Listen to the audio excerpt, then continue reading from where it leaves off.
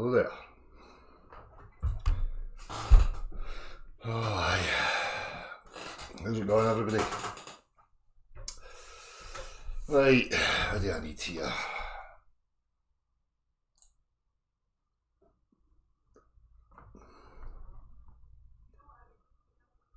Right, I need this opened. Hang on.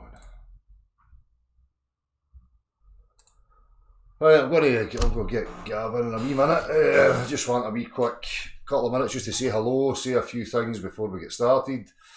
First thing I want to say to people is obviously the last few weeks I'd been ill, and now I'm deeply involved with, home DIY. I have ripped the bathroom to shreds and I'm in the process of building it back up. So people that have been contacting me through emails and whatever else, I can only apologise. As I keep saying to people, I really shy away from the email aspect, so I don't want people to think that they're being ignored. You shouldn't think you're being ignored. There shouldn't be any demands or expectations. If you've got something that you think's prominent or you want to say it to me, or you want to come on and share something with people, by all means, you've got that option there. But I just thought I would be courteous to those people who have sent me emails. Obviously, just a guy, got other aspects of life that I have to contend with. So I've only got so much attention. And unfortunately, emails and stuff like that, I'm just going to run away. So if you want to speak to me, you need to push it. If it's really that important, you've got something to say, then you can say it. Quickly again, before I move on, this aspect of debates, I'll touch on that right now. I know it's the last in the title. I just want to clarify something for you here, people. I regard the online aspect as a circus, right? It's not really relevant to me as a human being. As I say, I set this up at the time because of the way things were trending and I could see the games that were being played, so I wanted to throw a spanner in the works. The debates and the circuses online are just there to tie you into a circus. Nothing's going to happen, right? Nothing's going to go anywhere. If the audience or the people that are watching these debates and they continue to go there, these people are never going to move on and progress and learn anything. They're just going to be there going round in circles, listening to the same people going on about the same stuff continually. If you're having to watch debates in order to be swayed, you're missing the whole point here. Right? The whole point is that the individual takes responsibility for their own discernment. You have the faculties as same as any other human being. The topic that we're involved in here is the dimensions of the objective reality that we all share. That means that anything that's being claimed about that objective reality comes into the realms of demonstration, practicality, which means you can demonstrate things for yourself. You can take the claims that are being made, you can go into reality or whatever you need to do and demonstrate these things for yourself.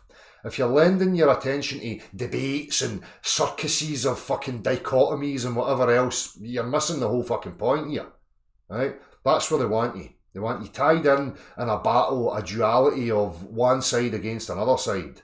These people are clowns, they're morons. If you missed the sarcasm in the previous uploads in regards to conspiracy cats and the likes, I'm just calling them on their bullshit.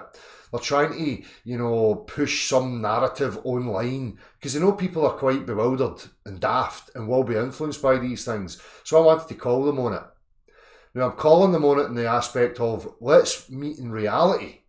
No online, and we debate forums, argy-bargying, voting systems. Nobody's going to vote to see, I think that was the best ideas. We're not talking about ideas here. What's your claim? How are you substantiating the claim? Let's see the practical reference. End of story. I don't need a debate. Do we need a debate? I could maybe fly. There's an aspect of physics that we've just not understood yet, but I could fly. Let's have a debate about it, shall we? No. Can you fly? Aye. Fucking show me then. Oh look, he can't fly, lying bastard. End of story. We're not talking about philosophies, religions, spiritual nonsense, metaphysical bumf, any of that stuff. We're talking about hard, cold reality. So, if you're still lending your attention to debates and think that it's going to achieve something, you're missing the fucking point. You need to dig in and understand the topic for yourself. If, like me, you realise the significance of it, the importance of it, and you want to know exactly what this reality is, you then need to learn how to communicate that to other people. Because as I said from the off, it's about the numbers here, the logistical aspects of mapping this whole place out, finding exactly what the confines are, if there is any, the barriers, the boundaries, the limitations, whatever it may be. If we're going to achieve that, we need numbers. Everybody's got their wee subjective opinions on every other facet and aspect of being and living, right? For me, I can sum the whole lot up as that it's just symptoms. All the conspiracies, all the corruption and all the varying levels of it, they're just all symptoms of corruption. Now for me, I whittled that down and rooted it to the point of it's because human beings do not know where they are. Human beings do not understand what they're a part of here, where they are in their place within it. The chronology of our true history is lost. So all you've got is hearsay. You've got stories and narratives and books and ideas and concepts that you could go forever with. You're never, ever going to resolve the real problem, which is we don't know what we're a part of here. Now for me, the only way for that to be resolved, as I say, is for us to have freedom of movement, to map out the place properly. I'm not talking about defined maps with a set geometry in a set area. I'm not talking about that. Talking about the full shebang. Unlimited access. So all the other aspects of being and living, philosophies, conspiracies, social fucking, structures, blah, blah, blah, blah, blah. They're all ideas. They are ideas founded upon bewilderment. Ad hoc, making the best of whatever situation you're in for that moment. Because you don't have a fucking clue what's expected of you, what you're a part of, why you're here, how it came to be, any of these things. If you do not know the answers to these things, everything else is just hot air. So, debates and stuff can get rammed right up the shiters that it's coming from. If you are an intellectually honest person that's interested in, thank you very much. You're welcome. Real practical reality, then you can come and meet me anytime. I will meet you anywhere. You can substantiate your claims with practical references. Thank you. You're welcome. If you don't have that, I'm not interested in engaging with you. As I say, this is no two ideas to do battle with each other. Fire fucking burns. Look, I'll demonstrate it for you. Simple. So, Emma rudely interrupted me there with a nice wee present. So I forget where I was going. How dare she? Fucking 4 slaps in the chops later for her. So, all this crap, as I say, for me, I just like making examples of these people, call them on their bullshit. They're pushing this narrative that they're saving people from themselves and the cult of flat earth, whatever the fuck that is. Right? There is no cult, there's no community. There is bands of people calling themselves communities and whatever else, but I ain't a fucking community. I can only see one of me. No part of any of this crap. The message is clear and fucking simple. Think for yourself. Don't follow in anybody's fucking footsteps. If you hear the message that I've been pumping out there and you understand it, fine. That's what you need to represent. The only way we're ever going to get resolve on the matter is by having free access so that us, as free individuals, can map the whole place for as far as we can get. Right? I'm not going to find any. I can go internally and I can understand the processes of programs, ideas, concepts, the things that I've been bought into, the culture I was born into, the family surrounding, my circumstances, what influenced me. There's an internal journey, right, that you can resolve and you can see these things clearly and you can eradicate them from your own processes, right? But once you've done that, you're at a dead end. You've still got these questions. The only way these questions are going to be answered is by exploring the objective. No looking in a fucking book or listening to, your preferred guru on Tinterwebs. I don't give a fuck how many followers they've got, or how many books they've put out there, or whatever. How much money they've got. It means diddly squat to me, because they're just in the same position as you and I. So people really need to snap out of this apathetic, lazy, fucking delusional, circus and perpetuating it. Keep it clear, keep it simple, and keep it strong. What's your fucking claim? Where's your practical reference? You don't have one, what we talking about? What am I entertaining you for?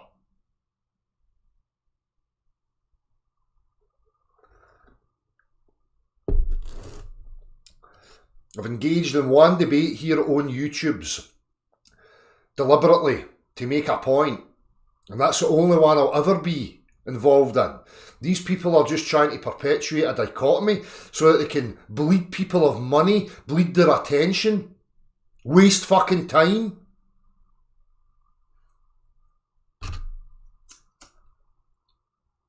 Your attention should be on you, your workings. What do you understand? And how are you going to communicate that?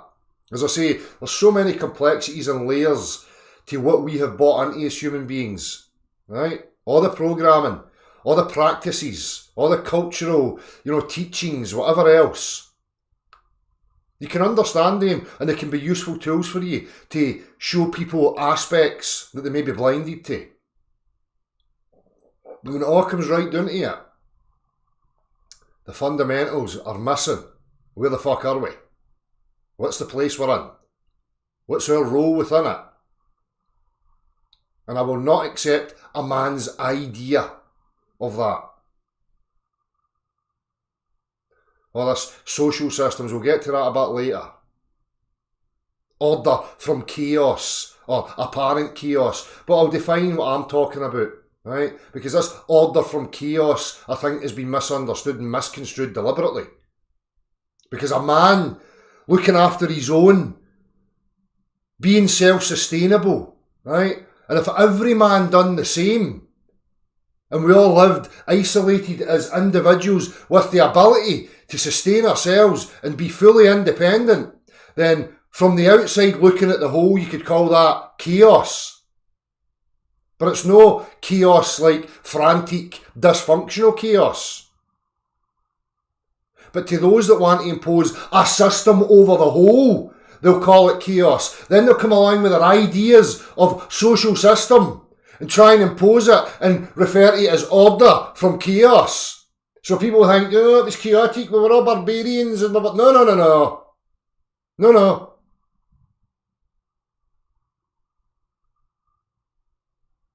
Going to touch on that, aspects of feminism and how people point at that as being the breaker of the family unit and yada yada yada. It happened to the men before any fucker. The men were the first ones to fuck off from the family unit, abandoning the natural way of living. And I use that term very lightly. We'll get to that later. So anyhow, I digress. I didn't mean to digress this far. So, just getting back to the debate aspect. Bullshit. Total fucking hogwash. Useless. What kind of intellect is it that's sitting there thinking, I'm going to debate because I can influence somebody by my debate? There's a problem there. If you're influencing somebody by your debate, then that person's got a fucking serious problem. Why are they lending their attention to you or me or any other fucker for that matter? Why are they not figuring out their own mind? Filtering and processing their own discernment. So as I say, and they start off here, I'll get Gavin a wee second. Hello everybody, hello chat box, everybody that's there. I hope you're all well. Let me just set this up.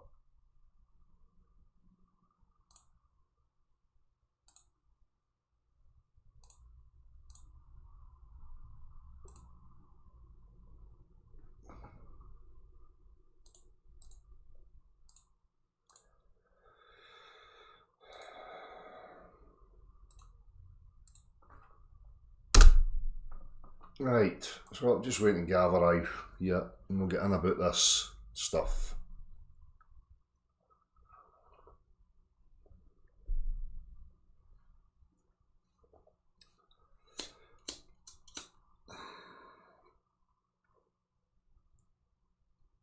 Too many people are just trying to look for their wee niche, their wee group to belong to and to be a part of. So a lot of people just flock to whatever they think the winning side or the popular group is or whatever. It's the same childlike, playground mentality. And that's what they're using on places like YouTube's. That's how they're influencing people.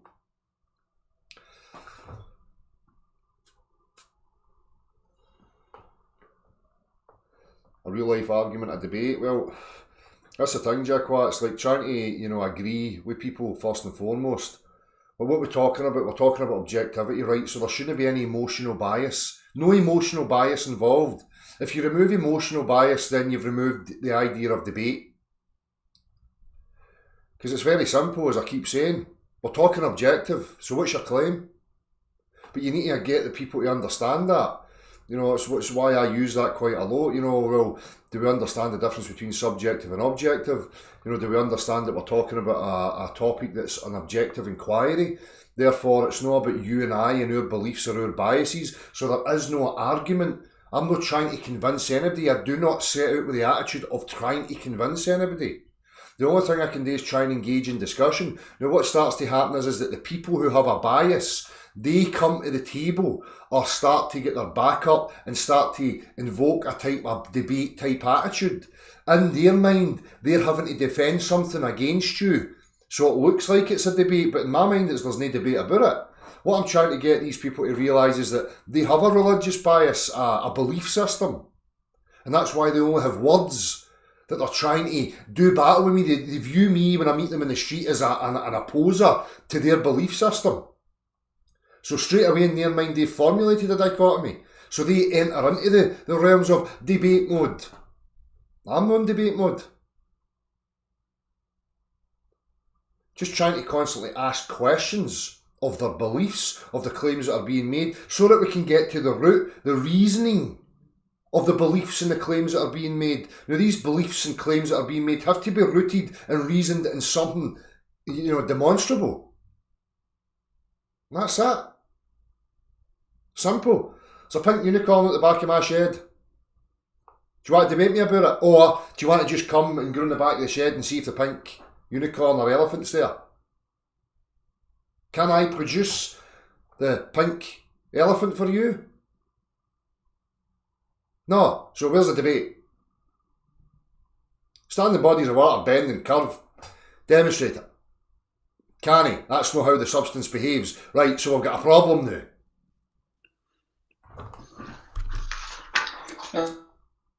Yep.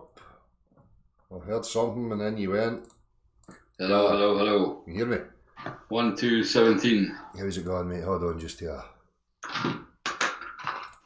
That screen should be sorted now. There we go. Alright. Yeah, right. Evening yourself and all the peeps. Mm-hmm. So, it's probably a good place to start. Somebody was making the point of a real life interaction. Would that be classed as a debate? I don't know if you heard, I'm just trying to say to people, look, debates, we're not looking to vote here and be swayed by argumentation or any of these things. We're talking about, laying out, how we discuss things with each other and what, agreeing upon what we're discussing, realising it's subjective, removing our emotions and our subjective biases and whatever else to focus purely on the cold hard facts, which brings us into substantiating stuff and, objects of thought and whatever else, if you want to. Yeah. Well, before we kick off, I think one of the important things just to keep reiterating here is that we need numbers still, right, to actually make things happen. So more people still need to, how should I say, cross the river, right, and stand up, be their own men, so that we have enough numbers to go out and explore, right. And I always just think part of that, Dale, is that people start to know their own mind. Yeah. And make the proper discernment, because only if you're empowered by that knowledge do you then realise the bullshit situation we're in and the necessity to change it. Yeah. So I think all of what at least I try to do is to break down the way I see it from my experience. Yeah. Where those discernments have to happen, where people need to really hone in and say, okay, yeah, I understand those parts of the deceit. so that it can't happen again. You know, I mean, I'll get back to that. There's nothing worse than the next generation getting suckered into the same shit we had. Yeah. So, you know, as far as I'm concerned, it is about, you know, getting knowledge out there. And one of the things that, you know, we've talked about now numerous times is this self-evident truths, right? Based on our Constitution and the fact that you don't need a language to practically demonstrate something to somebody, that water is wet, that it freezes now and again, you know, depending on the environment, the fire burns, that all these things are self-evident things that you do not need to use words to persuade or argue for. Yeah. You know, in fact, it's absurd to argue for it as it is to argue against it. You know, you need to be a mental case in either way to see a debate in the fact that water is wet. Do you know what I mean? Exactly. It would be it's nonsensical for me to try and argue with somebody, it's wet, it's wet, it's wet, and somebody saying it's not wet. So, I mean, these things are a sign of a cult belief and a mental illness if you get into that debate. Yeah. You have those self-evident truths, right, that we don't need to argue for or against. And as far as I'm concerned, these things are the basis of all our knowledge, right? So, you know, without those self-evident truths that we all know to be true, without any words or any explanations, but by way of practical demonstration, we can all go out and get wet. We can all go and get burned, right? Yeah. Those are the things that you build on that knowledge, right? To the things that are less obvious. So it's you know, you can have things that are obviously true and things that are not obviously true. But the basis of these things are the self-evident things that we all take to be true. Yeah. And then you look at the things that aren't obvious and you try to explain them in terms of things that you already know. Yeah. And that's, if you like, the hierarchy of knowledge. Yeah. Yeah. And all those things, as far as I'm concerned, they'll have to be built on the physical, on substantial things. Mm-hmm. And then we have the sensible layer, is what I call it, like our sensations, our feelings, you know, twangs, toothache, pain, you know, all these kind of things that have to do with the way our physiology works. And then at the very top of that hierarchy, you've got the mental objects of thoughts, which are just ideas in your head. Yeah. Right? As you say, it's like people's opinions. It's like people's ideas and concepts. They don't mean anything if we're looking at it on a broad base, right? You know, that's somebody's opinion is not a natural fact or a self-evident truth, right? And but people need to understand that hierarchy. Just to add into the hierarchy, the second tier there, you know, things that are not that obvious, it still comes into the realms of practicality. Now, I know myself as a practical person, it doesn't matter what topic or subject, if there's a practicality, you know, something that's substantial there that I can get my mind onto, I can understand it. And I think for me, that's true for the majority. You know, everybody has that. If it's a practical reference, then you can have the understanding of it. You know what I mean? So absolutely, yeah. And I mean, those things. I mean, that hierarchy of knowledge. Let's say. I mean, for me, they very much start at the very bottom. You have your constitution. You know, the body parts that you're made up of, the objective reality outside that has its natural laws that never change, right? Mm-hmm. You know, and then on top of that, you've got things like, you know, evidence. Or you've got hearsay, right? Yeah. Or you've got people telling you things, right? So, and all these things are less and less the higher up they go, all the way up to this mental object that, you know, somebody's opinion of something. Yeah. You know, that means diddly squat compared to what's happening down at the physical level of objective reality, which we all share, right? Exactly. So, and people are far too much caught up in this mental stratosphere, if you like. You know, we're being perpetually bombarded with, you know, ideologies and you know, with visible images to try and, you know, stake it up or emotionalize us, right? Yeah. And that's where people are just lost at that top. And, you know, I mean, I feel what we have to always do is bring people down through that cascade of knowledge so that they understand the objective reality. Yeah. And that's where, you know, water proves that, you know, we're on a level fucking plane. You know, it doesn't, you know, because it can't bend, right? Exactly. You know, and that's where we get back to this topic of something being substantive, right? So, you know, you need to substantiate a claim, right? And substance can be used in practical demonstrations. Yeah. But if I look at, for, you know, I mean, to be honest, it started off there when I was just asking myself, why can't the globe prove their claims? Why can't they? Why do they not have any measurable, demonstrable, practical proof of their claim? And the very fact of the matter is, and we've said this a number of times, it's because it's just a concept, right? It's a mental object of thought that has no substance, right? And what they're doing is they're confusing our sensible world, right? The way we are, right? The way we see things, the way we hear things, the way our mind works. They're confusing us into believing that there is something physical, but it's not. It's just a purely mental object of thought. Exactly. Yeah. And mathematics is a very good example of that. I know it very well, right? That when you have mathematics and you look at, for example, all of the globe mathematics is based on two-dimensional spherical geometry, right? And I say two-dimensional very purposefully. It is a two-sphere. The difference being that they only look at the surface of the object, and they ignore the fact that a curve has to bend in three-dimensional space. So they're just taking the surface of a ball and they're abstracting that, and they're saying it's a two-dimensional object that they can play with. Now, a two-dimensional object means that it has no substance. There's nothing inside it. It is not a ball. So every part of the globe mathematics uses two-dimensional spherical mathematics that has no substance. And that's the reason they can't prove any of it. That's the reason it will remain a mathematical concept of two-dimensional spherical geometry by playing with the axioms, but they actually have no substance. Which is why they've got to fabricate through the screen, some three-dimensional representation or apparent three-dimensional representation of the concept. That's what it keeps, I say it all the time.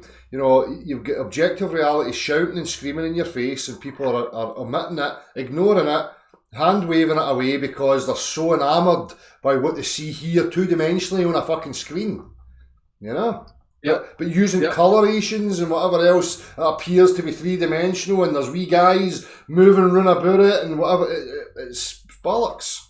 No, it's bollocks. I mean, we've said this before. In fact, you have the very good example of if you look down at lampposts down away, far away, and people, they all look to be midgets, right? But we know that is just a function of the way we see the world, right? Of our visual perception. And it's those kind of things that they play on, when they're trying to say quantification and using the visible world to bamboozle us.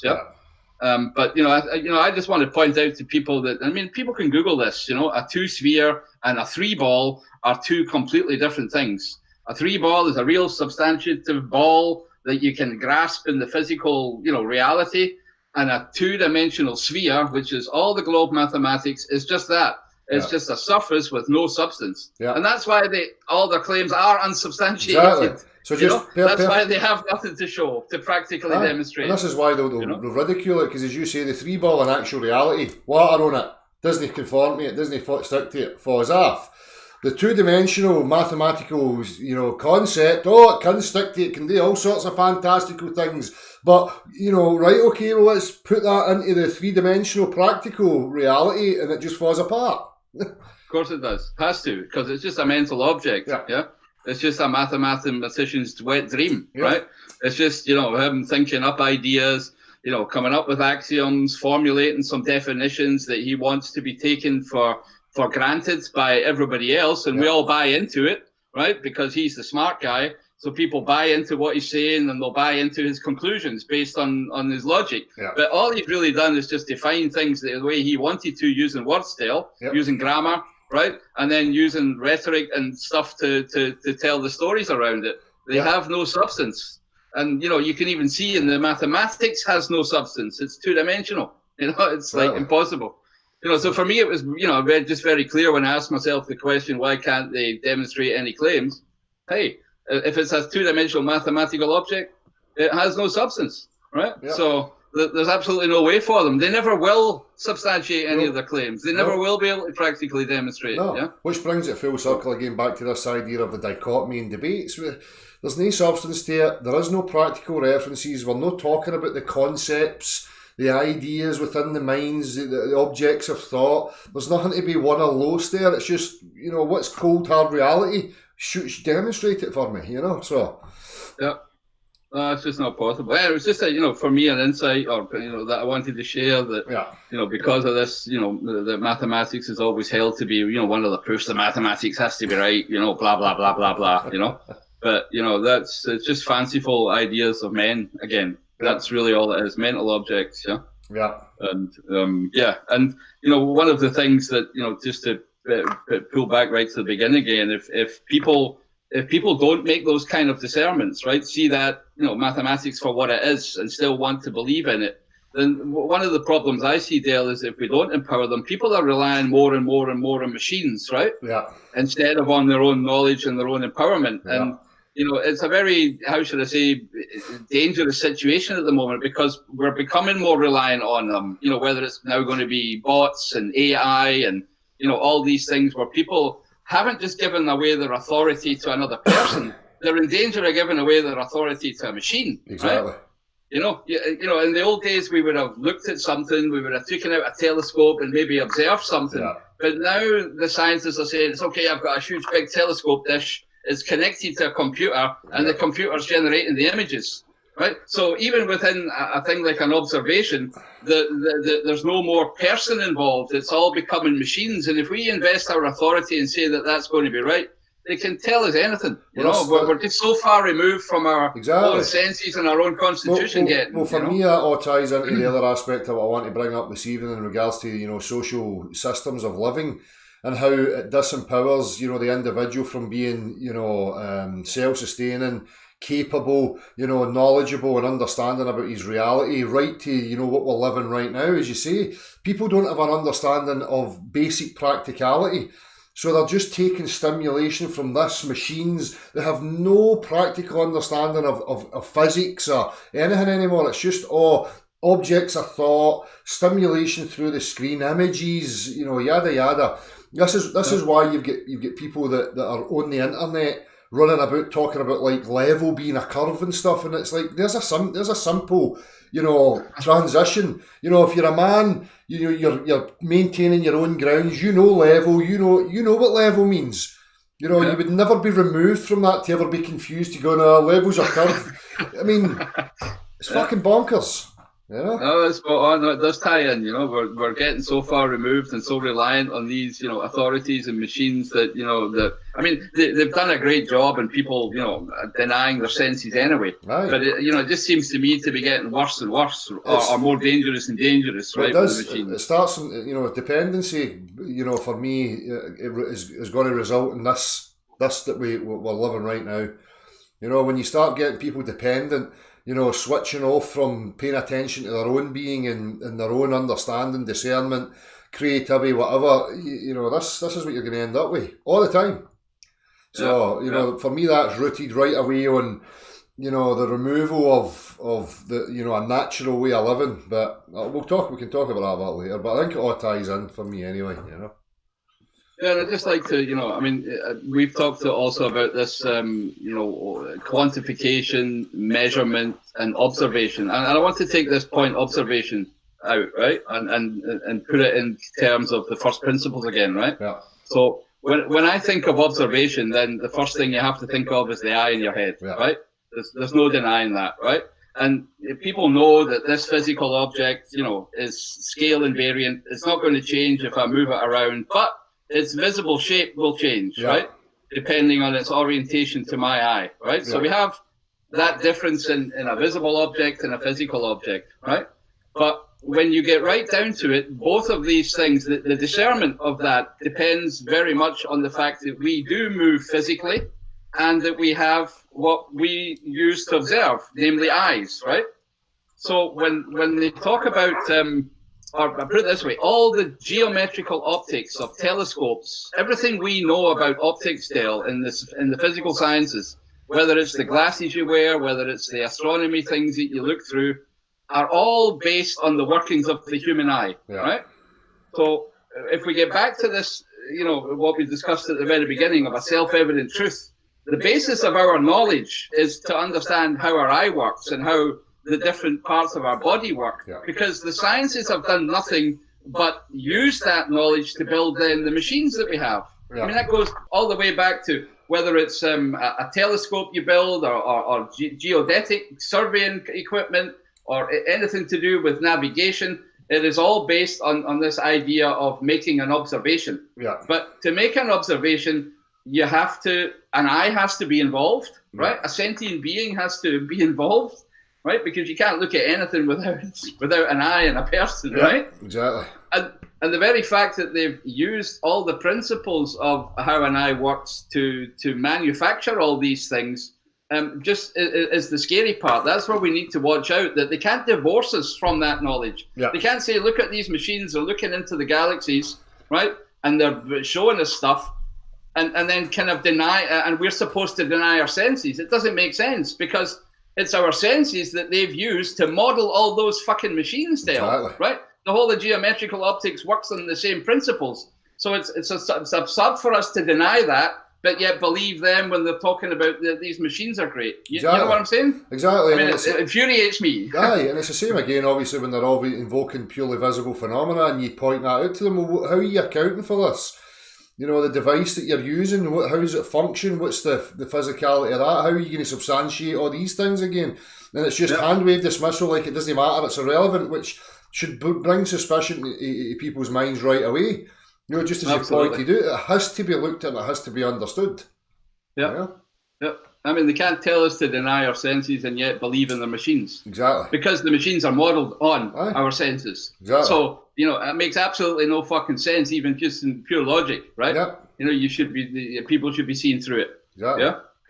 So I just want, observation is one of these key things where they've kind of, how should I say, they've hijacked that. They've hijacked the meaning of observation. They've divorced us from the fact that it has to do with the way the eye functions. Yeah. And they'll now talk about visible spectrum and colors and spectroscopy, and that, they can see so far away, and because of the colors that's been shown in the spectrum, they know that it's a material substance. So all these things are nonsense. Aye, right? of course it is, because they're defining the machine. It's a concept again. Oh, I'm going to define this machine to find this thing that I think might be there. Right? Exactly. Yeah. And there's a wee guy programming in the computer that with his ideas, his concepts in the program that's taking the data, that's generating the images. It's all based in people's mental thoughts, right? Yeah. So, yeah. So the difference again is in, tangible reality. We can see a thing like the fag packet, the cigarette packet that you showed. You can see that in the distance. It could look oblong to you. It could look, like it's a quarter of an inch, whatever. But you get to it and then you can move around it in 3 dimensions. You can understand it fully. As you say, it's not going to, change its appearance or its volume, its shape. It is fixed, So that's the difference again when you're pointing these things out to people. If we only have the visible, we've got an issue because people are just interpreting it to fit whatever model or concept they want to be true. Yeah, that's exactly the way it is. Yeah.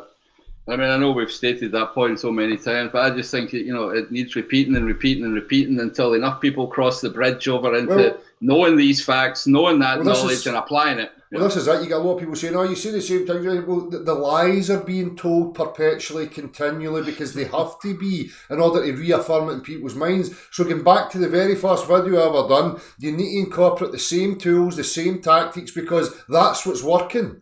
Do you know what I mean? Yeah. So... By constantly being there, having the presence and representing things in everyday life, being repetitive, because the facts are going to be repetitive. They're not going to change. They're not here to be entertaining or whatever. Yep. No, that's exactly right. Yeah.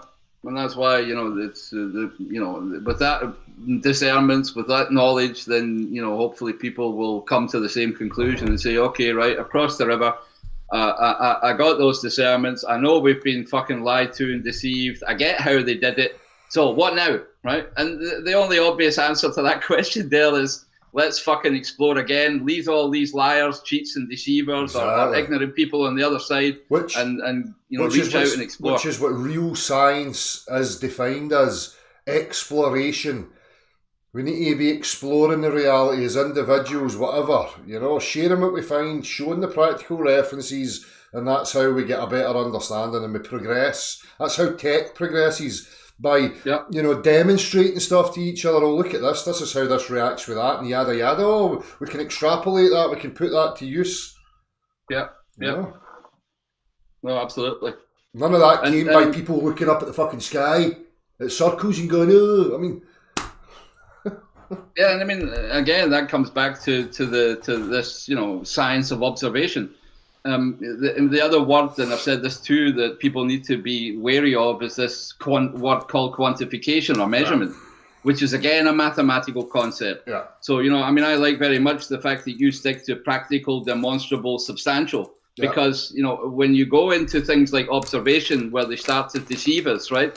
Or where you go into talking about quantification and measurement, where it's actually a mathematical method, you build a machine that suits your mathematics to give you a certain result, right? Exactly. Then you have to be very careful when people say measurement and say quantification, right? Yeah. That's where, I'm not saying completely dismiss it, but you need to be very careful as to how it's been defined and what they're talking about, right? Because they'll easily sell you the quantification of a visible object, and they'll try to sell you as a physical one, right? And as long as you've made the discernment that there is a distinction there, and you look at how they've quantified things and how they're measuring them, right? The fact that you have to measure a visible, you can only do it with an angle to an eye, Dale, right? You can't go around the object, as you said, and measure the ratio of its size to its height to its width. Not possible. All you have is this one little angle, right?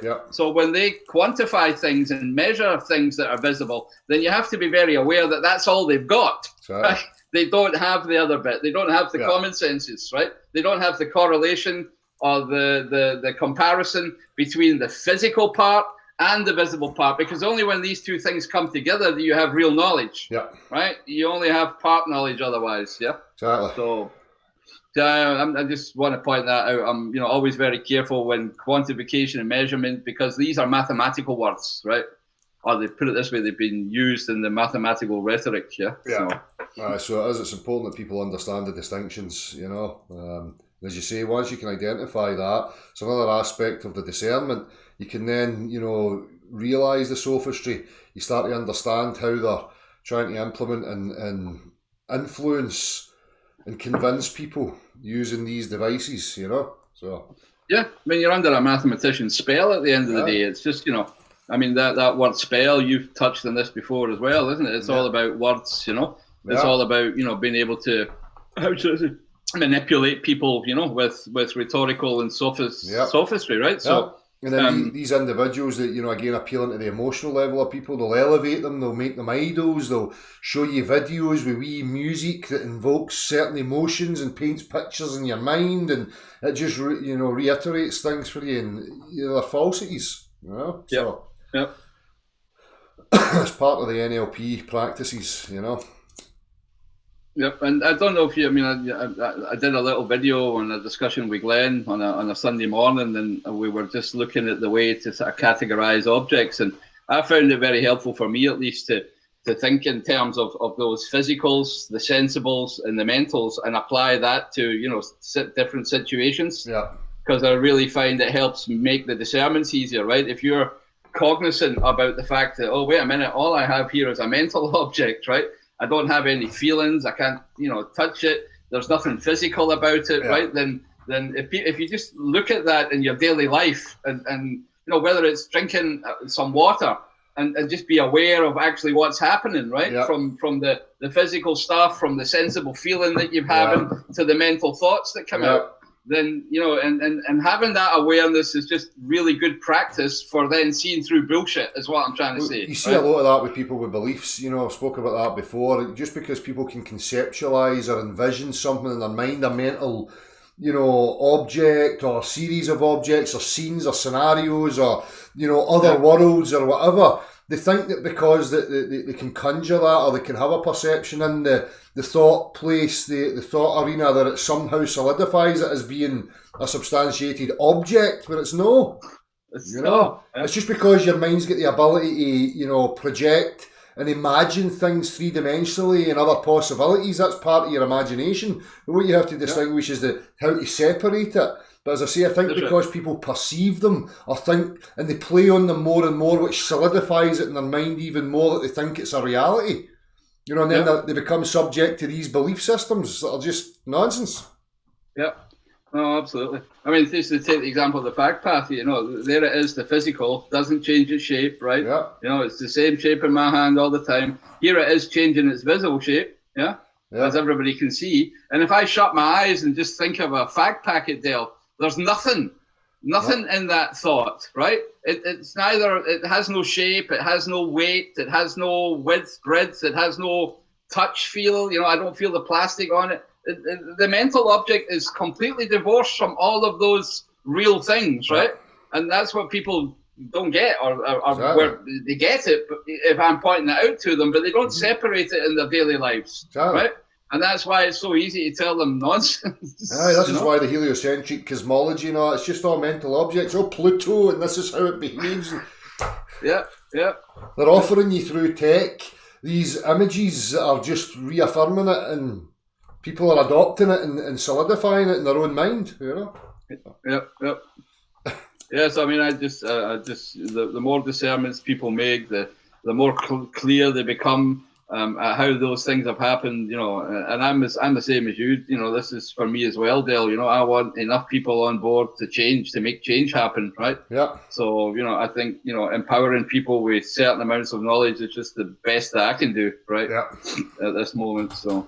Exactly. The best any of us can do, I think, at the moment. So. Well, this is it. As I say, there's a game, there's a circus being played out, and it's like the repetition is the thing. This is what they do. This is what everybody else. It's an arduous task. I spoke about this a long time ago, and we spoke about this thinking, 6 months down the line we'll be progressing and we'll know. But it's a process that's ongoing, and they want you to be dissuaded. They want you to get your attention and your energy caught up in endless nonsense. The effect is going to be had in the real world. That's where it has to happen. Yep. Oh, absolutely. And I had a great wee video with, I don't know if you've seen that, I was over in India just after Christmas, the wee guy with the water, where I actually felt, it was quite good, because I had a couple of minutes, right? Just, I saw the guys doing something, and I just, asked them, and it was actually quite refreshing to get the answers that I got back without me necessarily, trying to prompt them or, pigeonhole them. Yeah. So it's alive and well out there. It's just, you don't let them get into your fucking heads. That's all I can say. Well, that's again, it's the mental object and the real thing. That's what you see quite often when I've done it as well. People are confronted with a substance. They know and they agree in their experience of the substance, but this mental perception is that it can behave something totally contrary to the reality, and there's an internal struggle. I mean, it's difficult for people. It's hard, right? Because you feel you have to conform to what other people are believing, or you have to bow to the authority of your teacher, or the book that's got it all written down, or the pictures that it's showing in there. So it really is hard. Yeah. But that's how that comes into the gaslighting and the other aspects that have brought them to that position of the low self-esteem, that they don't have the ability to reason themselves. They're in no man's land. Like, I'm being confronted with something here, and I get it, but I'm waiting for somebody else to point me in the right direction. Wow, there you go, you'll end up in debates and all that rubbish because you're waiting for some external source to come and tell you what's what. I mean... Yeah. Instead of exactly that, thinking for yourself, well, let's just step through it then. Let's look at the mentals, the sensibles, and the physicals. Let's see what's right and what's wrong. So I mean, that's exactly that, yeah.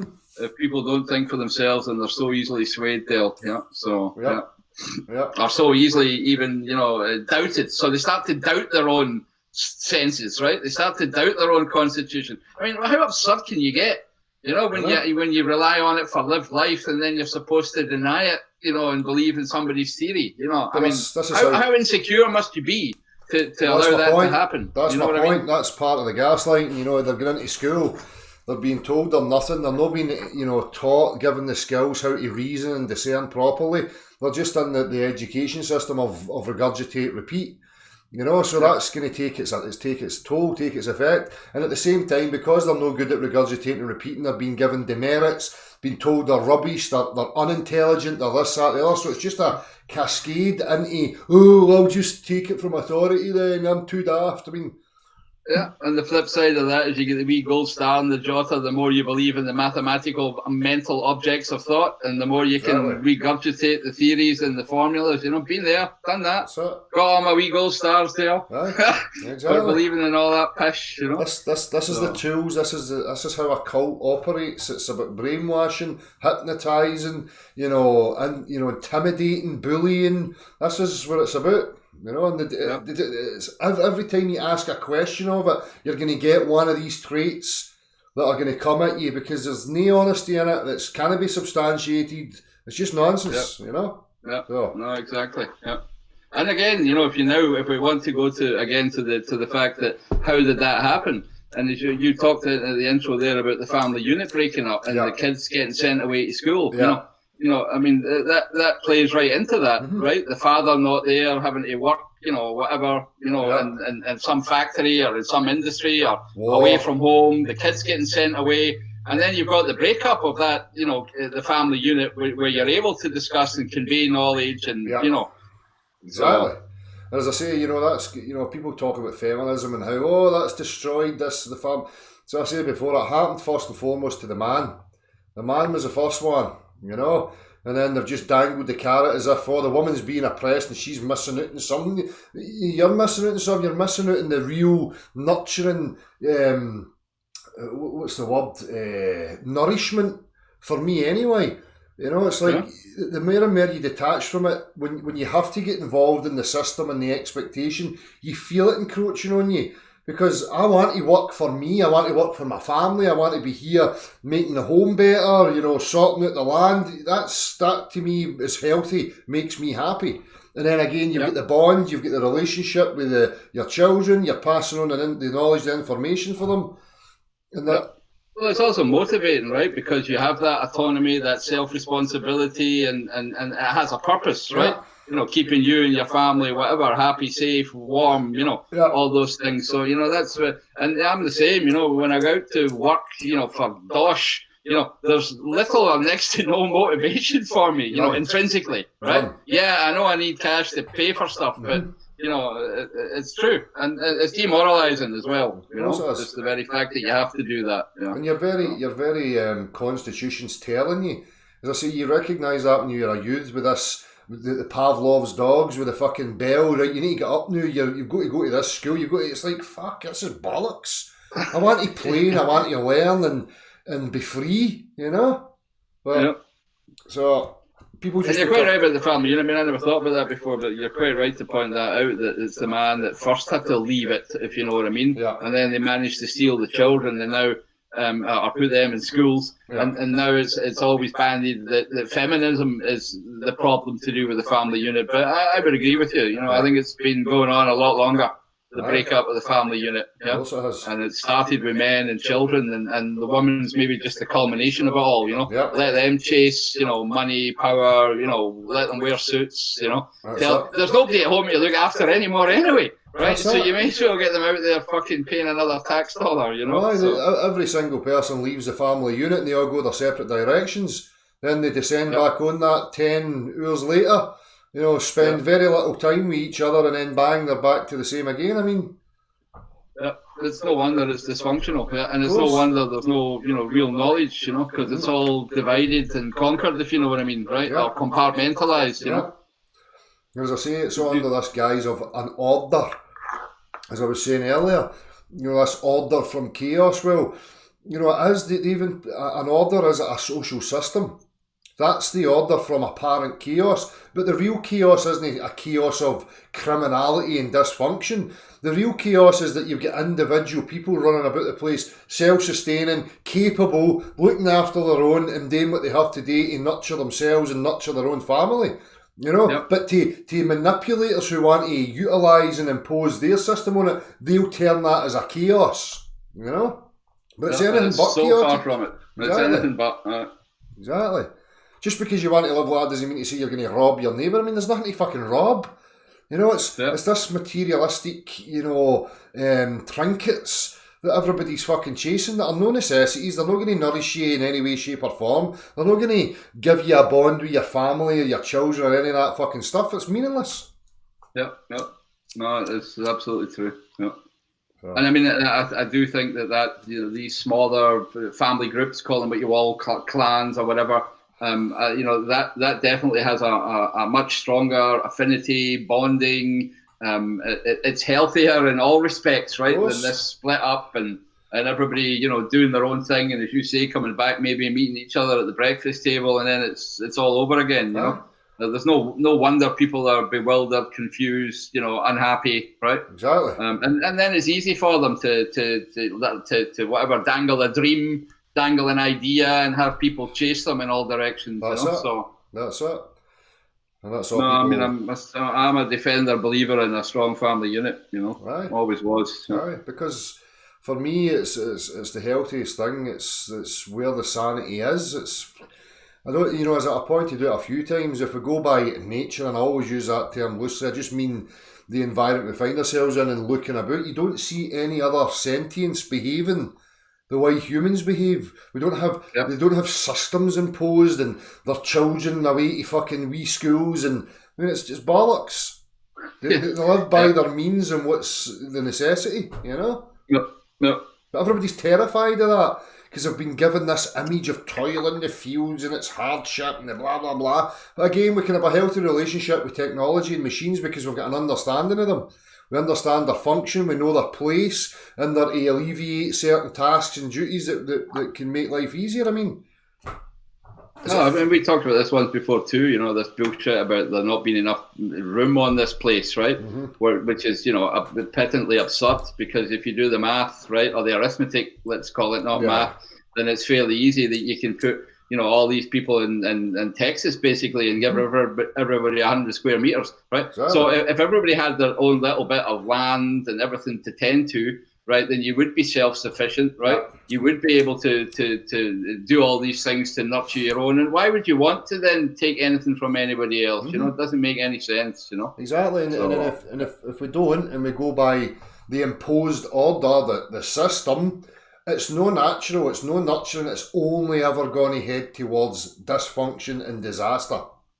Yep. It's fucking obvious, Yep.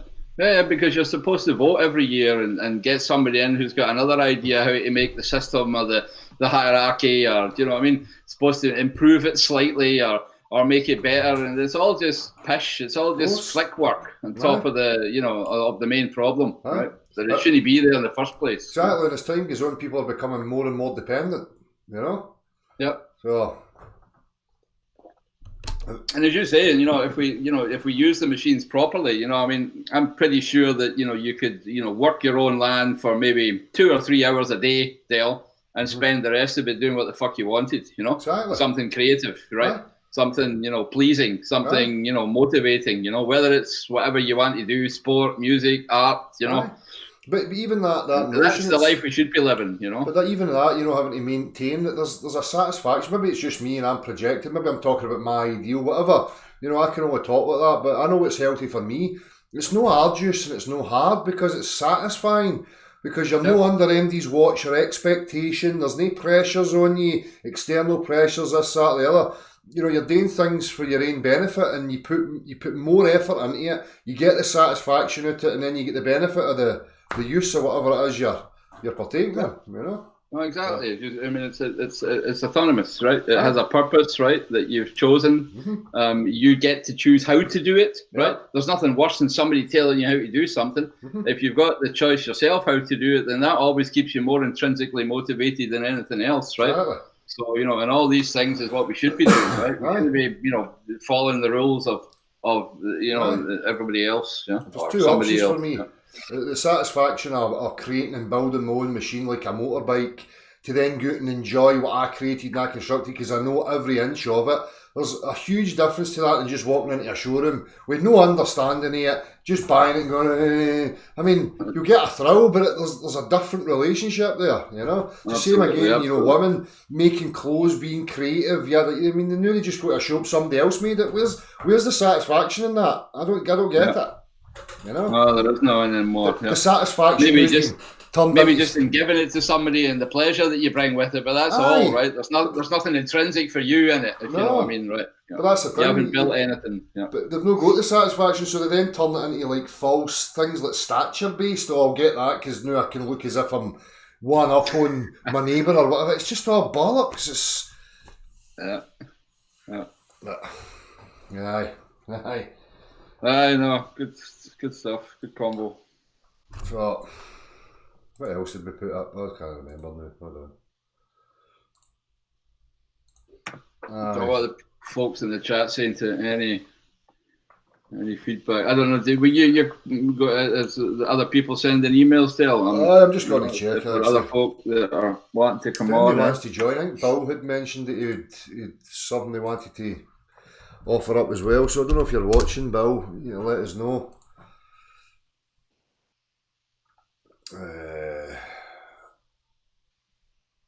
We go here. You need to send us in if you want to join us. Add to this or anything, then you can send an email. I've got the email page opened right now, so. And by the way, I enjoyed your appeal to baldy cats to come and save you. Yeah. Aye. I was shouting out myself. I should maybe get Simon Dan to come and save me. Well, I promise I'll do all my exams again. I'll get better marks still.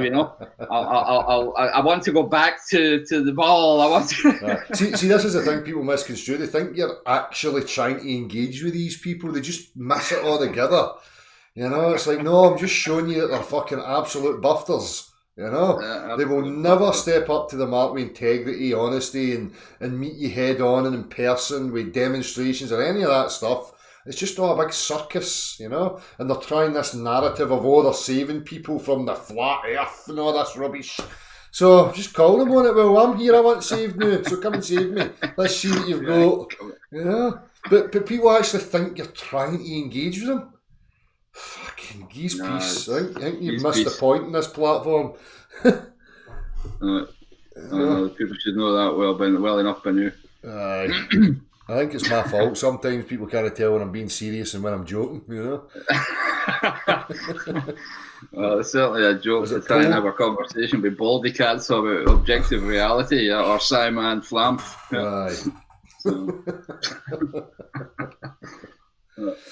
Aye, I don't know what's happening in the chat box then. What are people saying here? We get any contributions from the chat? Go for it. I'm just going to go to the blog. I'll be back in a minute.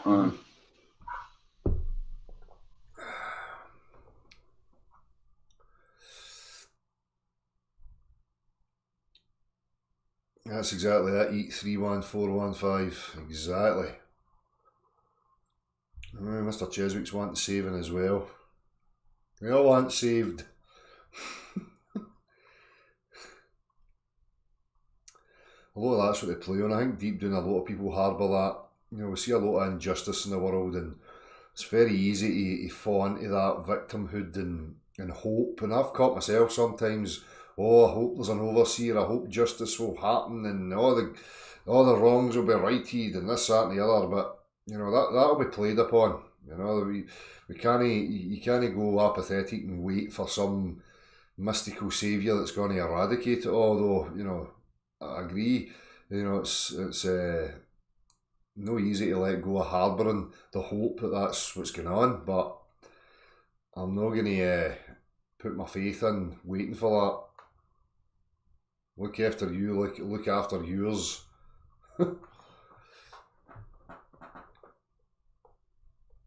Exactly, selling alien. Exactly.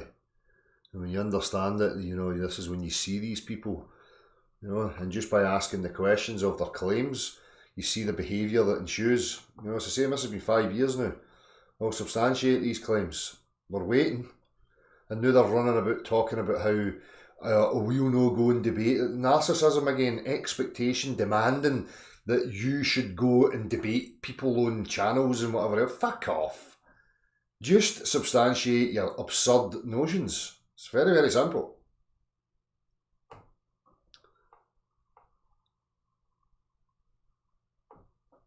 Hi, Siddy. Maybe guys like Katz and Simon Plamf, they'll be head honchos at the EE meetings for ex-global leavers. I once was a insipid, deceptive, lying bastard. I couldn't face my own inner insecurities and my own fears, so I just got angry and I projected it out there and tried to reaffirm my bias even more, and how wrong I was.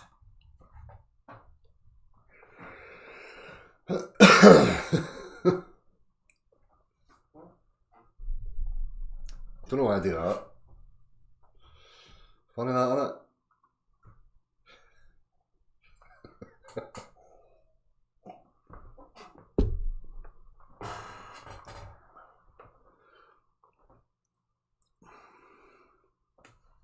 You've just uploaded a video. Let's have a wee look, see. I'll open your channel and have a wee look once I'm finished. I'm subscribed. How have I not get the notification 3 minutes ago?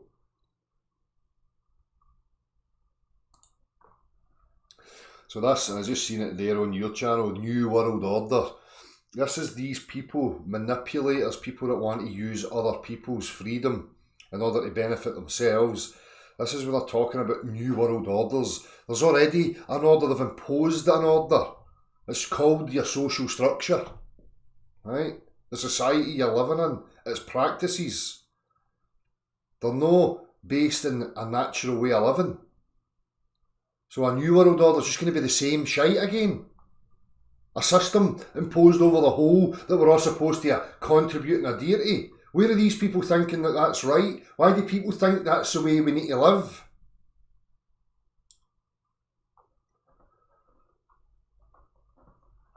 No, I can't speak Gaelic, no.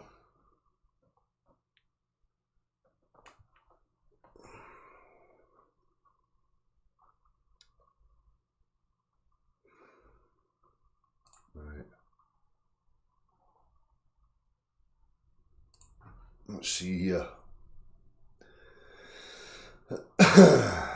Neo. Yeah, I'm at last sharing this screen now. That's all right.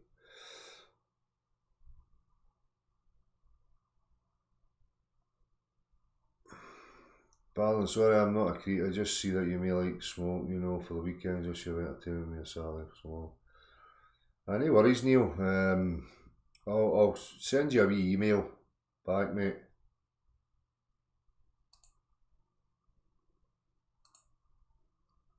Tony, what's up, man? I got like one thing to say, maybe more kinda airheaded at the minute. I don't know if that's a request to join, Tony Carroll.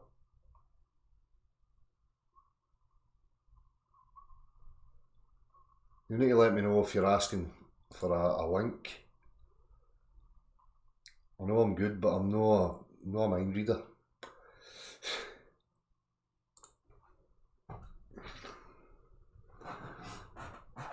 Right.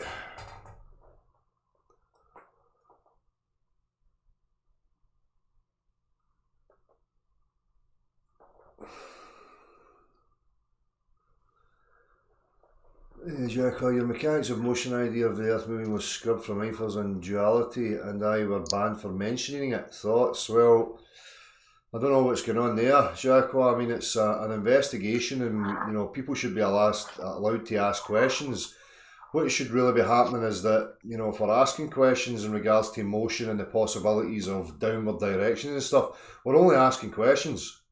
So if you're asking people questions about how they get direction and how things are given weight and stuff like that, it should be up there for discussion. Because as of yet, nobody can, actually demonstrate fully why we have a downward direction, or any of these things. So I don't know why people would be upset about that. I don't know what that's about, to be honest with you. Somebody's just saying there, Gav, that they're being banned for asking questions about possibilities of the Earth in motion, or obviously today with me talking about direction and stuff like that. But I don't think it should be omitted from the discussion. I think it's valid to ask these questions. Yeah, I think any question's valid, Dale, to be honest. Especially in fields of knowledge that haven't been fully, how should I say, settled. Exactly. So. Exactly. I've got no. I mean, if somebody's asking stupid questions that have already been done and they're obviously at it, then I can understand people not fucking wanting to put up with it, right? But legitimate questions should always be open. I mean, that's science, right? I mean, the whole point of what I was showing people was that the mechanisms of pulling forces, which led into how in their model, let's look at how you would get direction. Again, it's objects of thought. A three-dimensional void. Okay, we've got an object. How are we going to get direction? How do we give the object weight? And the only thing that you can introduce is either a flow of some kind going in a particular direction, or something coming into contact with something in a particular direction, i.e. motion, which dictates direction and gives resistance and weight. I mean, well, I mean, to be honest, that's the whole the basis of. Oh, sorry. Oh, I thought I was going to sneeze. The basis of how Newton looked at things. I'm not wanting to now put the guy up on some kind of pedestal, but he was looking at flowing quantities, right? How does something flow over time and basically change state over time, and how does motion then occur? Yeah. And we always get back down to those same things, Dale. Something has to be impressing on something, right? Yeah. Real physical, substantial pressure of something on something else for anything to move, right? Exactly. And as you pointed out, that does give direction, right? So it's a chain of thought that shouldn't be dismissed, huh? That's it. Just because some other, was it the Flat Earth Society always said it or something like that, Exactly. But I think you need to look into all these claims. Exactly. It's a big difference if people are just asserting and making the claim that that's what's going on. It's totally different, and I can understand why somebody would take, issue with that, because it can't be substantiated again, or we can deduce from, reality and how things function, but we can't just jump to making an assertion that that's what's happening in the full reference frame. So exactly, you can't generate that into a universal proposition just because you thought of it and you've managed to, let's see, maybe even think you've proven it to yourself, right? Yeah. But it turns into real facts, self-evident truths when everybody can do it and everybody can repeat it, exactly. Right? Exactly. Not when some guy tries to make a universal proposition out of of a thought, So I agree. I mean, the questions are just and they're right, and the question should be asked. But the problem will come when people are making assertions. I think that's when people get their back up and whatever else, But absolutely. Hey, listen, I've got a question. It's something that popped in my mind. I thought I'd quite like to hear your opinion on this. It's come back to golf, which I've told you is one of what I think is probably the best direct realist sport that you can get, right? Right. And if you think about what I was saying earlier on about these categories of physicals, sensibles, and mentals, right? Then there's one beautiful example that I saw, and I was trying to analyze this example of this golf shot in terms of those mental, sensibles, and physicals. So let me just set the scenario for you. There's a very good golfer called Fred Couples. He's been around for a long time. He's about my age now, and he's got one of the most beautiful swings that you could ever see, Dale, right? Very rhythmical. He looks to be doing it in slow motion, and he's got a real laid-back attitude. He looks as though he's just falling out his bed on the golf course, right? And shoots 66, So anyway, very, very admirable man, I mean, it's amazing that he does that, right? But, okay, so he's standing on the TPC 17. TPC is the Tournament Players Championship, right? It's like the Champions League. It's like Real Madrid playing Barcelona, right? So you're in this tournament, and he's in, I think it's the 17th hole. It's a par 3, right? And you've got to shoot over water, right? Mm-hmm. Now, he's standing there on the tee, right? The pressure's on. He's leading, right? And he takes his iron out, and it's a fairly short shot. It's only about 140 yards or something like that, so it's not even that long. But he dunks it into the water, right? And the whole crowd's going, oh, Freddie Couples dunking into the water and all that kind of stuff, right?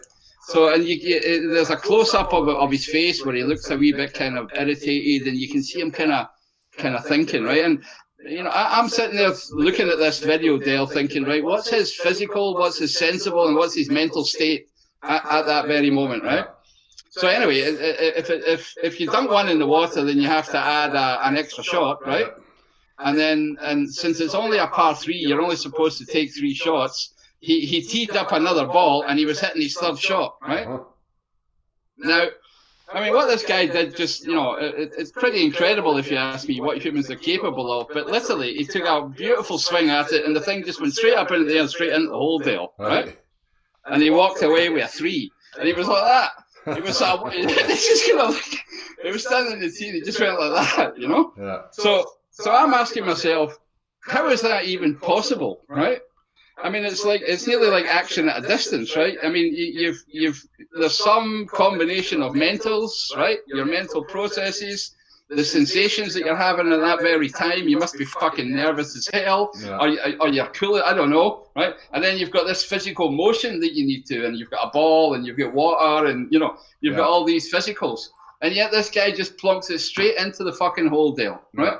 Now tell me what the fuck is going on there. Have you got any idea whatsoever? Well, the intent, the clear, crystal clear intent that's what he was going to achieve. I mean, you see that with everything. It's like if you're in a pressured moment, it's like if you're racing or in that position, you're so in the moment and in focus that you're just running clear, crystal clear. Clearly what you have to achieve, and I don't know, maybe that's the synchronizing of the mental, the sensible and the physical, and just going with it through practice though, but or is there even another object that we don't see, we don't feel, we don't, that's not even there, I don't know, like kind of standing outside your body, if you know what I mean, being able to see these things, I mean, we might be getting into consciousness now. I don't even know what consciousness is. So I was trying to say to myself, is it a mixture of mentals and sensibles in some way? It's not physical, right? No. Some will say it is. Some will say it is, but yeah, exactly. But I mean, it just seems to me that doing those kind of feats, right, and especially in golf because the distances are so far. I mean, like popping a basketball, I can get that. You could stand there all day, right? But if you stand at that golf course and tried another 500 balls there, you wouldn't manage it, right? Do you know what I mean? There's a slight difference in golf, I think, to certain other sports, right? Because of the distances involved, That's it. Was it just chance? Was it he refined his parameter for error through practice, and it was just that chance moment that it just went perfectly into the hole because he's refined his parameter for errors more than the average Joe? I mean, there's so many possibilities. Right when he needed it, right when he, right at that time, and he could tee up another 500 balls there, and none of them would go in, right? Exactly. I mean, he knows that as well. That's why he went like that. It's like I don't have a fucking clue how I did it. There's so many things like that, in an aspect of necessity when you don't have time to think. You see it a lot in football. There's certain players that you go, if they've got too much time in the ball, they'll fluff it. But when they're under pressure and they don't have time to think, they'll ping it right into the fucking top corner. So there's so many factors to look at there, Yeah, I know what you mean. It's kind of anyway. But saying that, I was thinking recently. I spoke to Dan about this. I was looking back at some of the interviews, and there's a thing I do. I don't know if you've noticed this. See, sometimes when I'm engaging with people, particularly when I'm out in the street, I try to analyse what was going on. Literally, when they're speaking, see their responses. It's not like they'll give the predictable response, but my mouths the words exactly that's coming out their mouth. There's no really a delay. It's pretty much in sync with them. Yeah. So there's another thing. I'm like, what the fuck's going on there? What's that about? I know what you mean. Yeah, I've seen you do it. Yeah, I've seen you do it live. So it's another good, I don't know, synchronicity or something that just it's akin to these kind of deja vus. Is it a heightened sense because you're so focused and you have to be so there in the moment, and I don't know. It's maybe just. They talk about it being in the zone, right? If you're a sport, an athlete. Yep. So. And there is something to it, but it's, as you say, it's a kind of intent without the desire. Yeah. If you want to do it, then it usually fails. Exactly. What's that whole thing about and if trying? you've got kind of laid back or even nearly I don't give a fuck, but it's not that because you do want it in the hole, right? So it's a kind of. But you're not trying. I think there's always that difference when you're trying, then you're not doing. That's the saying, innit? Don't try, do. But it's easier fucking said than done, Exactly. Everybody's capable of it in a small way, but there doesn't seem to be a way to make it happen consistently. And I always wonder why it eludes us, in all things. It's the same with music. You can't force that. Yourself playing a guitar. You can't just force creativity. You have to be in a certain mood and at a certain point where things just seem to flow. When you're not really focusing too much, you're just enjoying. The expression or the movement or being involved in it, and things just seem to happen out of that, And as I say, I think that should be our natural state, This state where we're not in that zone, for whatever 23 or 24 hours of the day, Dale, right? It's a relationship aspect because you have to have a relationship with something that you enjoy, You know, because if it's something you enjoy, then you will get to these levels of it. But if you're not enjoying it, you'll never get to it. And you know, we're back to sending us away from the family unit, you know, and playing golf to working in a factory, right? Exactly. Which is bullshit, unsustainable system, right? Where, you know, we should really be training everybody to look after themselves and empower themselves with the knowledge they need to do that, right? And then you and to get along with others. You know? Exactly. Well, you refine yourself, you become better and adapted to you and what you can achieve, and you get more time for your focus rather than it being distracted with other expectancy. You know, you need to be here. We expect this of you. You don't have time for your to turn it on yourself. You know, so we're so out of practice being in that zone. I think that's maybe one of the biggest problems. So. Which is why I think there's a decrease in creativity. You know, and real progress, because people are being trained into, you know, dependency and regurgitation, and you know. Yeah. So I'm just saying, Magum. Hey, Magum. I hope you're going good, my man. Oh, is he in the chat? Is he? Oh, can I see it's. I ask you to imagine a golf ball in your left hand and a tennis ball in your right. It's as if you can physically feel them. Does that make them real? I would say so. Yeah. I'd say it's as real as you can get if you've got a tangible substance directly adjacent to a physical part of your own body or your constitution. Then, you know, there's no way, you know, I think that, and especially if all your senses correlate, right? You can see it, you can feel it, the roughness, the smoothness, all the attributes that a physical object has, then, you know, as far as I'm concerned, it's real. But what he's asking is if you imagine them like a smaller ball and a bigger ball, does that make them real? But no, I mean, that's based on experience of the substance, so you've got a memory there, so you can then project and create that memory. But even in that process, there's still no objects that are real until you actually go and physically get them, but you can conjure up the memory. But how accurate is the memory anyway? You know what I mean? Yeah, I mean, conjuring up that mental object at that right time is, if you like, in the definition of the word, it's a real thing. It's happening, right? I'm doing it in my head, right? But I wouldn't call any of the objects real. Maybe I didn't get the question. Yeah.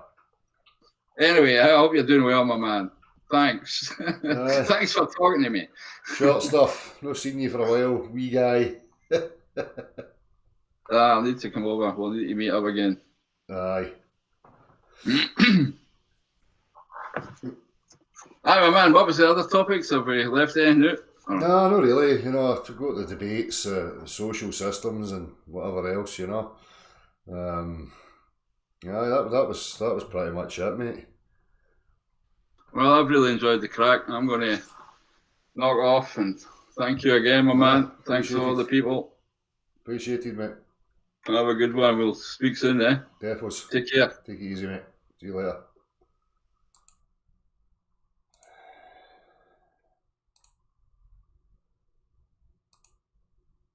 Right, let me see here.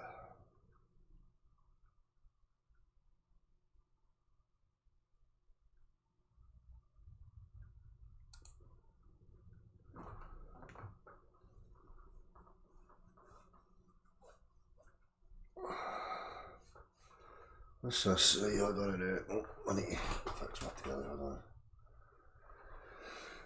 Two-Tube family, dear dear, I spoke to you about this rubbish near on 7 years ago. You had a pic of a GSX R11. With a picture of GSX R11, I don't know what you're talking about. Lol, such a shame you're so far down the hole you ain't coming back. What happens is mostly people who have failed in life pick up on tidbits of information, conspiracy theory, etc., and then they hit it, and the big one, the one only they are intelligent enough to realise the earth is flat, lol. But actually they are compensating for a wasted life subconsciously. You need mental health input there if you want to keep whatever absolute fucking clown shoes, man. You got a successful psychologist in the world of nonsense. Wasted life? What do you mean a wasted life? Like I didn't get a fucking job, a career within a concept, an idea of how we should live. You complete and utter deluded fuckstick. Have a conversation with me. Come in and have a conversation. Don't send me messages like you're a big overseer that sees it all and you're so windswept and clever, because you're just a clown like everybody else, including me. You do not have a fucking clue where you are, why you're here, what the fuck's going on. You're just as in the dark as everybody else, but you've convinced yourself with your delusions that you've got a grasp on reality. Well, did you get some stature, success or something? Did you get some money in the bank? Did you get the shag you were looking for? So now you think you've got a completed life? You're a fucking absolute fud. That one of the most delusional comments or messages I've ever heard. You don't have a fucking clue what's going on. So come and have a conversation, mate. You rip your arsehole to shreds because you've not got a Scooby what you're talking about. We cannot send each other Messiah complex messages as if we're talking down from up on high. Get fucked. At least have a spine that you can come in and have a conversation about it. Walloper. No respect for you, because that's you're a snivelling little snidey shit stain, weak as fuck. Come and say it to me. Let's articulate with specifics of your reasoning. Go for it. Idiot.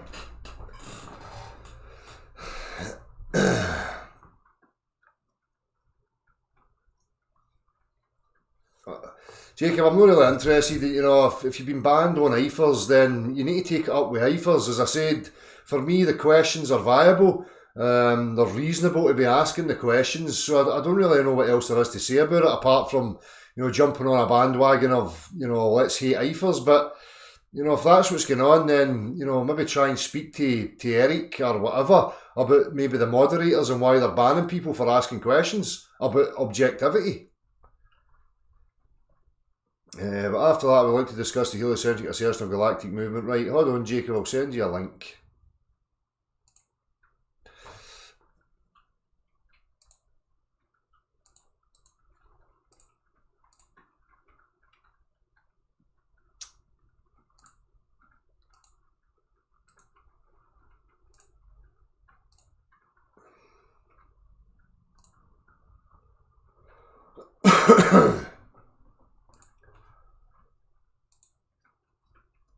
I wasn't even on YouTube 7 years ago either, so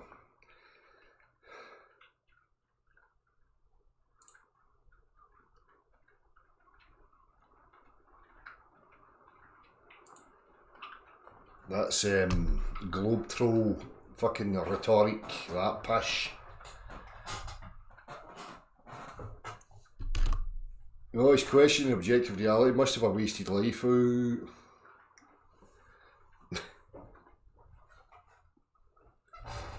Tell you what, my teenage years were wasted by trying to fucking buy into the ideas of this system. Living on the fucking street, getting paid £29.50 a fucking week, £25 for working a Saturday, Sunday. My rent was 40 quid, so I had fucking 19 quid or something to live off a week. Starving all the time. The system's wonderful. It's great. Willful fucking slavery and ignorance is what this system is.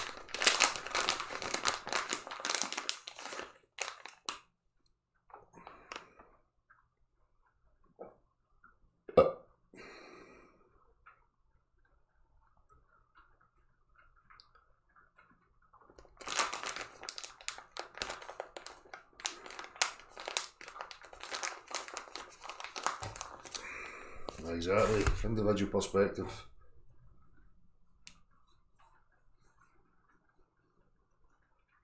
No, it shouldn't need to accelerate, exactly. Flat enough. Or is it flat enough? Is that the right name?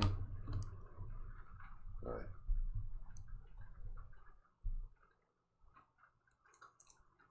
That was healthy behaviour. Having depression was a symptom of the system and what I had lived through childhood, all the dysfunction.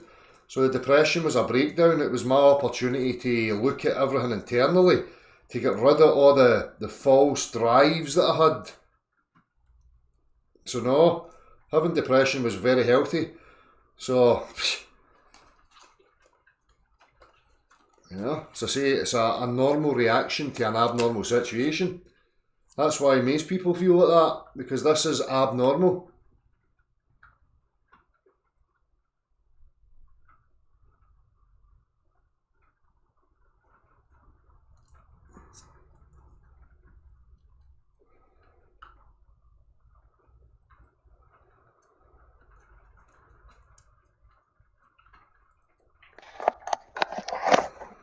Hello. Hey, Jacob here. Can you hear me? How's it going? Yeah, it's going all right. How are you? No bad, no bad. All right, cool. So I wanted to discuss the actual, because they talk about the three different movements, right? How the Earth's spinning, as well as it's moving around the sun and the sun moving in the heliocentric model.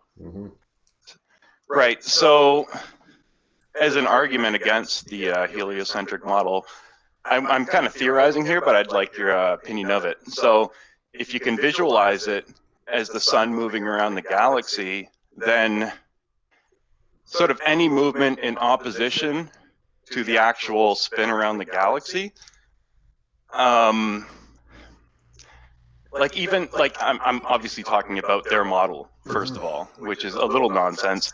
But if you can just counteract that movement of actually moving around, if you counteract it by moving at all in the opposite direction, then that should slow your galactic movement, so you should be able to break it the other direction by any minuscule amount done multiple times.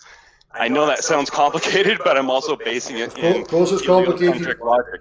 Of course it's complicated, because just as we discussed it, when Gal was on, it's all objects of thought.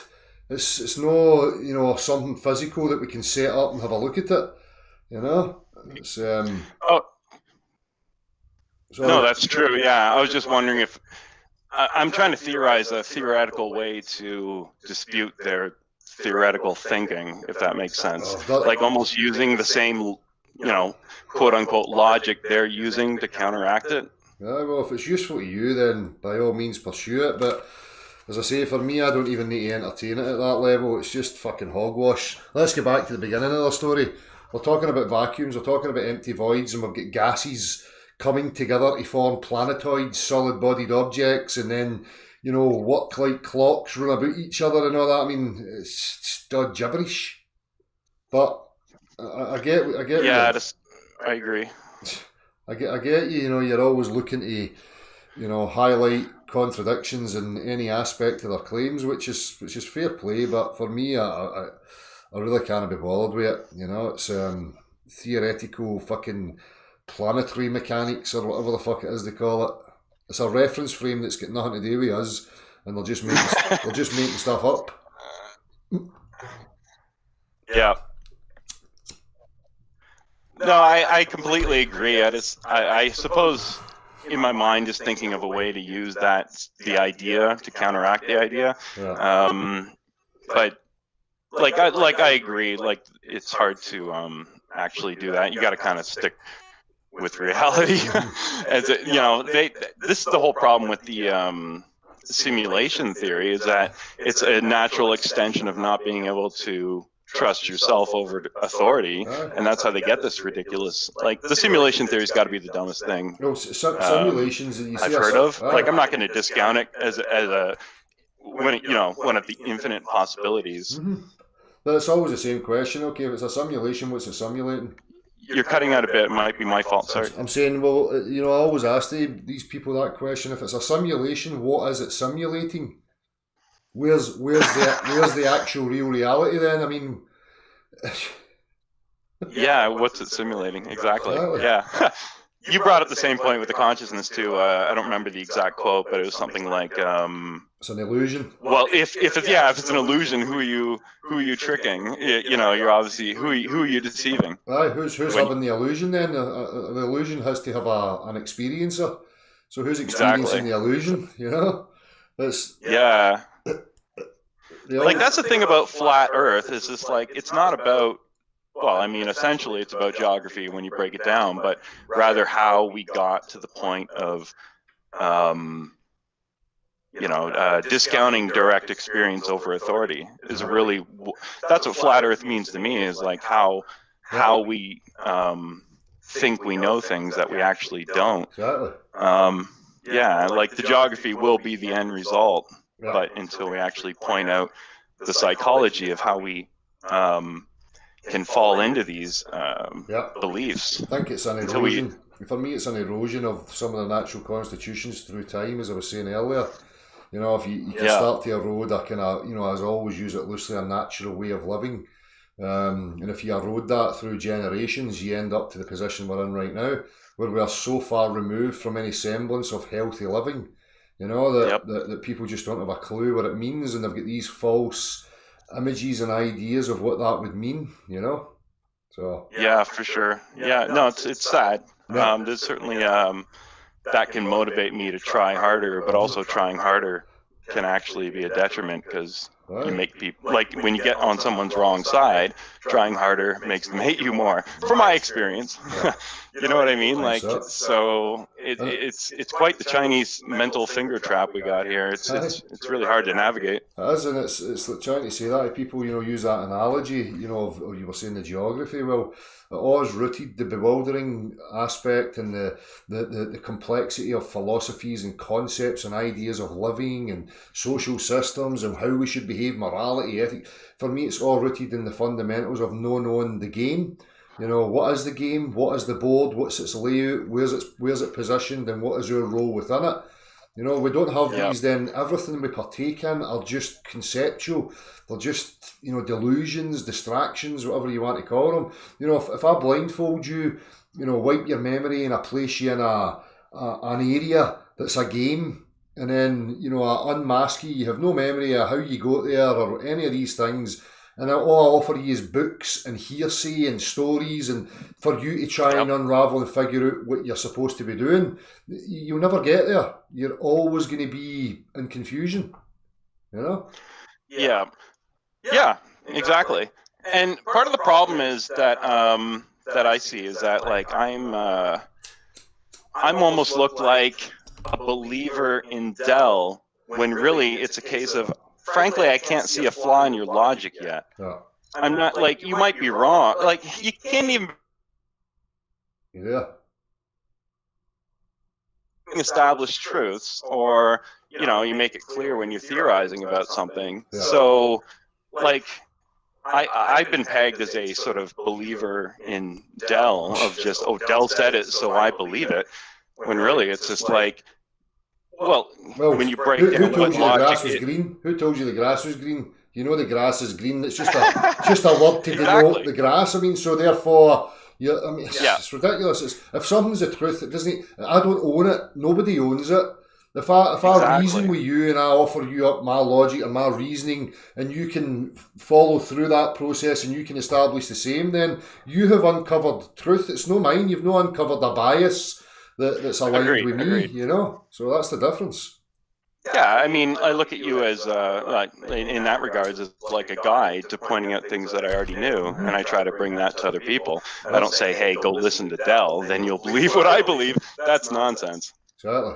And that's not what I do. No. You know, but it can be interpreted that way. But that's just the psychological attack from the usuals, you know? They're trying to gaslight you and lower your self-esteem and make you confused. Oh, the gaslighting is real, my friend, for sure. Exactly. Oh my God, it's brutal. Yeah. And that's the thing, like, even sort of, I don't know if realizing the truth, but realizing the lies, I suppose, is that I'm still vulnerable to those kind of gaslighting attacks. That's a scary part, is like, I can still be sort of roped in, and then sort of, it's not till hindsight. No, I'm not saying I'm perfect, or I'm like, you know, at that point where I can't be deceived. Like, it's almost, I thought I was at that point where I can't be deceived, and, you know, I can, these psychological, like, sort of arbitrary arguments can really still sway me. It's hard. If you don't maintain a certain level of cynicism, you know, for me, that's it, because we have a tendency, and I'm the same, I want to try and see the good in people. I don't want to always have a guard up. You know, and I want to let people in and just let it flow freely. But in my lifetime, you know, in the structure that we're in right now, in the psychological state of people very quickly turn to gaslighting. for whatever reasons, you know, maybe their own selfish reasons or ego, whatever it may be, they'll have an issue. It's their issue, and then they'll try and turn it on you. So for me, I've always got to keep a certain level of cynicism when I'm dealing with people, you know. Yeah, the only way you're going to be able to acknowledge that's what's happening is to realize times in the past where you yourself have actually done that, where you've, like, personally, where I can't think of a specific example, but I've recognized them where I would embellish a point or make up something that I wasn't sure of just to bolster a point. Exactly. So that does exist. Or avoid taking responsibility for something or whatever. You know, I've done that once or twice. Yeah. We've all done it. That's how you have the ability to realise these things and recognise it in other people. You have to be honest, brutally honest with yourself, and not shy away from what you're capable of. You know. Yes. Yes, definitely. That's really, you know, the secret, I suppose. But of course, they made a book called The Secret just to obfuscate it. But that is the secret, really. It's just figuring out how you operate. Yeah. Well, I am you, you are me. You know, we've got these functions. We have this spectrum that we have access to, and we can behave, you know, in whatever way we decide we want to behave. So, if you look at all the aspects, if you've tried them, if you've moved through your life, and that's what, you know, for me is a sign of intelligence. I spoke about that a couple of weeks ago. How self-aware are you? How aware are you of your own behaviour, so that you can address things, reflect, look back on it, analyse it, see what happened, and, you know, and then you formulate an understanding of yourself, you know, which you can then start to recognise the traits in other people, you know. Yes, exactly. And that's what this is all about to me. Yeah, for sure. Anyways, thanks a lot. I appreciate your time, and that whole sort of focus on how we learn rather than what we learned. I think that's really important, and you really drive that home. Good, man. Well, as I say, I don't want to poo-poo what you were talking about at the start. I mean, it's credit to you if you want to pursue that as an avenue to just show a contradiction in their propositions. Then, you know, it's all useful to somebody. You know, just for me personally, it's like I can remove the whole notion of the cosmology from the beginning. You know, so Yep. I'm just sort of looking at different ways to approach it. That's all. Well, that's it. You know, your approach and coming in at that angle may be useful for somebody else who has an interest in that particular line of thought or reasoning. You know, and you can utilise that to trigger a doubt in them. So. Hey, I've had other people where I just bring it up and they just sort of, in the most subtle ways, and they just sort of like go along with it very quickly. It's like, oh, that actually makes a lot of sense, and they're almost so agreeable. You're like, okay, this should be easy. But not everyone's gonna. The reactions, differing reactions, trying to navigate those. It's very hard. That's the whole problem. Even with society, really, is just trying to predict what the problem will be, and then trying to have an answer for it when it comes. Sort of flies in the face of just how life is actually, theoretically, potentially how life is actually supposed to work, that you're not supposed to know what's going to happen. That's it. Yeah. I'll leave it at that, but good talking. Take care. Cheers. Appreciate you, my man. Yeah, you bet. Take it easy, buddy. Take it easy.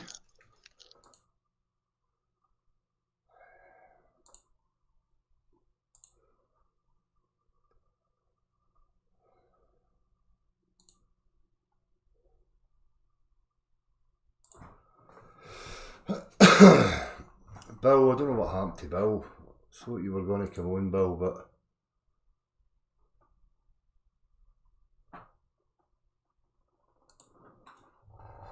this is what I'm talking about. Let me read this here. Bear with me a wee second.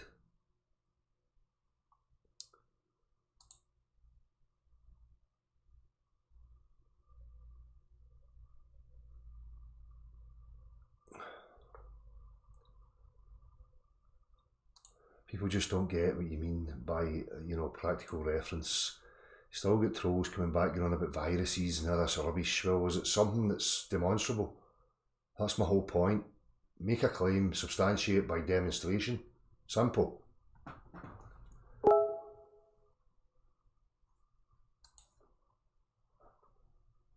Oh, no worries, Bill. We can do it the next time, mate. No, you carry on with your tasks, my man. We can do it the next time, buddy. Don't have mods. Causing too much problems. Why do we need mods? What's going on? Just ignore the fuckers. If they're just being antagonistic, just ignore them. If they don't get anything to offer, you know, the platform's open. They can send an email, they can come in, they can articulate their reasoning, you know, give their specifics. It's always the same with these spineless fuckers, you know. They'll just go into the comment sections, the chat box. They'll never meet you direct. It's just their weakness. Fuck them.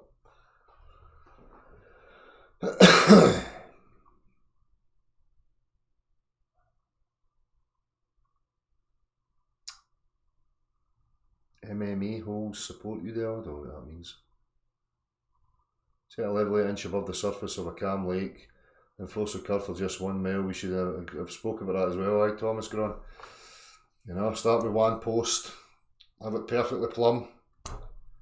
Right, so we've got a square side here, perfectly squared. Then you've got perfectly squared sections that are going to attach to this. And this is going to be the reference point. You build everything perfectly square out over the level water, as we already know. And you build that for a mile, then you'll start to see a dip happening underneath it. But that's not what happens in reality.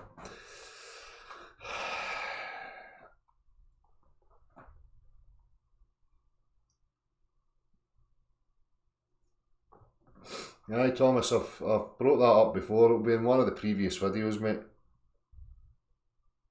Because I demonstrated it using Lego bricks, that was it, you know. But it's a demonstration of a practical function. How we actually construct in the real world. Plumb, level, square. It's only morons that are enamoured by cult teachings that refuse practical reference like that. Oh, so we're assuming the geometry is a level plane. Everything we use is plumb, level, squares. We gauge everything, altitude of aeroplanes from the level lines, and but it's curving. Because pictures on my telly and Neil deGrasse Tyson with word salads. Great. Anywho, I think that's about it, peoples. No worries, Bill. We can get a chat anytime, my man.